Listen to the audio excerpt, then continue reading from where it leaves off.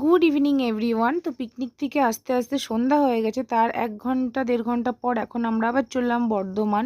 তো ননদের বাড়িতে, ননদের ছেলে ননদরা বারবার বলছিল, সে কারণে আবার যাচ্ছি ননদের বাড়িতে। তো রাতে আর কোনো ভিডিও করিনি, কারণ কালকে সারাদিন হই হুল্লোড় করে কিছুটা ক্লান্ত হয়ে গেছিলাম, তাই এসে ডাইরেক্ট শুয়ে পড়েছিলাম খেয়ে দিয়ে।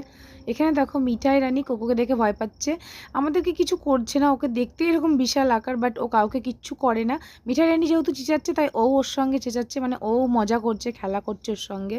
তো যাই হোক, এখানে দেখো আমরা ব্রাশ টাশ করে চা খেয়ে বসেছিলাম, তখনই কোকোর এই কাণ্ড হচ্ছিল। তো দারুণ মজা লাগছিল ওর সঙ্গে সময় কাটাতে। এখন দেখো আমরা রেডি হয়ে গেছি, এটা হচ্ছে বিকেলবেলা, সন্ধ্যা সন্ধ্যা প্রায় হয়ে গেছে। তো এখন আমরা টোটোতে বসে পড়েছি, সবাই এখন যাচ্ছি বোনের বাড়ি। বোনের বাড়ি হচ্ছে বর্ধমানে কাঞ্চননগরে। তো দেখতেই পাচ্ছ এটা হচ্ছে কাঞ্চননগরের গেট। তো এখন আমরা বোনের বাড়ি যাচ্ছি। দেখো ফাইনালি চলে এসেছি বোনের বাড়ি। আর একটা মজাদার বিষয় হচ্ছে, বোনও কিন্তু কালকে গুশ করা যাবে, আর আমিও এখান থেকে কালকে গুশ করা যাব। কালকে হচ্ছে বোনের বার্থডে, ছোট বোনের বার্থডে, সে কারণেই আমরা যাব সবাই। এদিকে চিনি রানীকে দেখো, চিনি রানী তো ভীষণ খুশি, মিঠাই দিদিকে দেখে, মানিকে দেখে ও ভীষণ খুশি, ওর মুখটা দেখেই বুঝতে পারছো। তো যাই হোক, এদিকে বোনের কাণ্ড দেখো, মিষ্টি মিষ্টি বেড়েছে সবার জন্য। তো এখনকার দিনে দেখবে অত কেউ কিন্তু মিষ্টি খায় না। তো যাই হোক, তো এখানে আমরা সবাই মিলে গল্প গুজব করছি।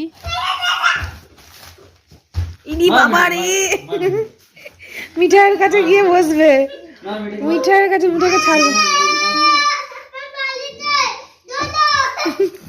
তুমি যাবে আমার সঙ্গে, যাবে তুমি, তুমি যাবে আমার সঙ্গে?